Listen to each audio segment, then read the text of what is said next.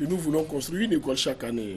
Et toute entreprise ou tout citoyen qui se sent capable de nous l'offrir, nous restons ouverts parce que ce n'est pas nous seuls qui devons aider la Côte d'Ivoire. Tout le monde peut contribuer au développement de la Côte d'Ivoire et de l'Afrique. Très bien. En tout cas... non, mais c'est un bonhomme hein, quand même. Oui. Non, je sais, c'est... Non, mais... Non, c'est un bonhomme, mais réussir à déplacer Claude Issard aussi, c'est un super bonhomme. Ah non, c'est pas donné. Hein. C'est de business class de 5 étoiles. Attends, c'est pas... c'est toi. Non, c'est vrai. Et lorsque parfois on refuse à d'autres, on dit bah non, je ne peux pas venir parce que je serai au FEMUA. Parfois on ne comprend pas toujours. Voilà. C'est comme nous, on a refusé l'île de la Réunion. Ben oui. On va faire l'anniversaire des... Exactement. Et les gens parfois ne comprennent pas.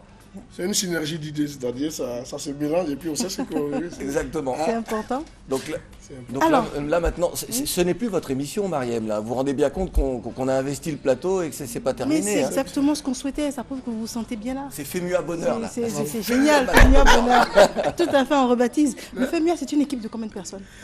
Le FEMUA, au bas mot, nous sommes plus de 50 personnes à bosser autour. C'est une équipe, on a été formé sur le tas. Quand j'ai improvisé le FEMUA, je n'étais pas promoteur de spectacle.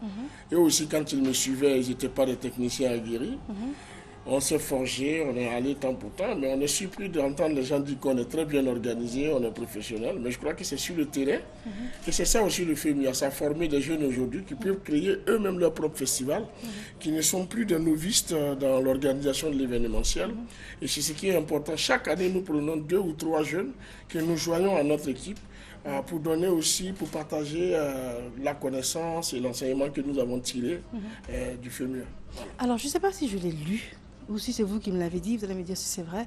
Quand vous étiez petit, une fois, vous regardiez la télévision et vous vous disiez que j'aimerais bien pouvoir voir ces personnes en réalité. Oui, ça je l'ai expliqué par rapport à mon choix pour Alpha Blondy. L'année dernière, quand il devait jouer au FEMUA, j'ai dit c'est un monsieur que je regardais à la télé, c'est une idole.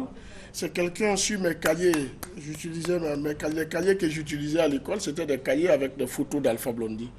Un rêve pour moi, c'était de voir Alpha Blondy un jour. Et à l'édition de l'année dernière, j'ai dit, je vais faire plus que voir Alpha Blondy. Je vais permettre à tous les autres enfants qui, comme moi, rêvaient de le voir, qui, comme moi, rêvent de le voir, de pouvoir voir Alpha Blondy jouer, de pouvoir voir Alpha Blondy leur parler. C'est ce qui s'est passé hier. Quand il est monté sur scène, j'ai coulé la petite larme d'émotion, parce que entendre Alpha Blondy demander à Noumambo est-ce qu'il y a Noumambo est là, c'est quelque chose qui m'a touché, et c'est des émotions comme ça que nous voulons vivre et partager aussi avec les autres. Franchement, je lui dis merci pour son passage, et puis bon, on aura encore, vous voyez, cette année, Baïs Pinto. Moi, j'ai vu Baïs Pinto au centre culturel de Trècheville. Je ne me rappelle pas de l'année, ça devait être en 1987. Il m'a salué, je ne me suis pas lavé le jour là où il m'a salué, parce que moi j'ai salué Baïs Pinto. C'est le grand Baïs Pinto qui me serre la main. Je suis arrivé à la maison, j'ai raconté à tous mes parents. Aujourd'hui, je ne raconte pas à mes parents, j'envoie Baïs Pinto à mes parents parce qu'il va chanter pour eux. C'est samedi, il va chanter pour eux à Noumambo. C'est ça aussi.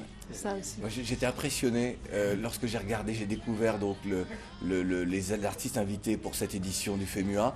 Lorsque j'ai vu le nom de Baïs Pinto, que j'ai connu à la même époque, 86-87 à Paris, et je me suis dit waouh, c'est-à-dire que j'ai compris aussi le message, c'est-à-dire c'est rendre aussi hommage à ceux qui ont construit la Côte d'Ivoire musicale et qui pour nous, moi c'était une icône aussi lorsque j'ai rencontré à Paris Baï, et de lui permettre de jouer dans ce festival aujourd'hui en 2015, en ce début de 21e siècle. Pour te dire quelque chose, je n'ai pas eu le courage de m'approcher de Baïs Pinto pour discuter des conditions de sa participation au FEMUA.